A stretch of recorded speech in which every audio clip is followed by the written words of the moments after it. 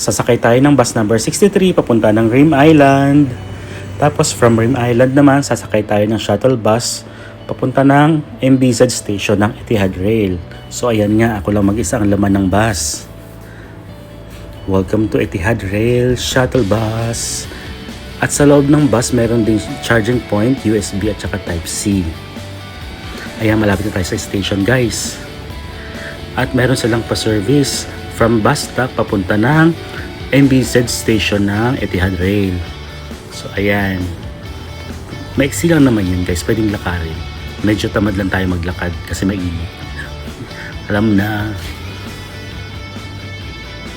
That's me. At papasok na nga tayo sa loob ng Etihad Rail and voila! Ayun na guys.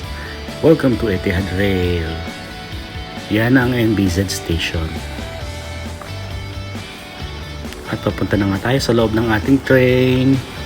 Nasa coach number 5 tayo guys. Ayan. Pakita ko sa inyo ang train.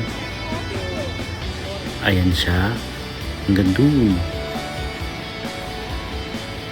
Ayan. At ito na nga ang loob ng train.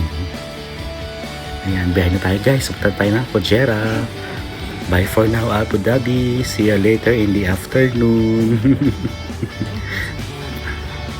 Ayan. Mahaba-habang biyahe ito guys. At nag-serve na nga sila ng chocolate. Yan guys. Masarap yan.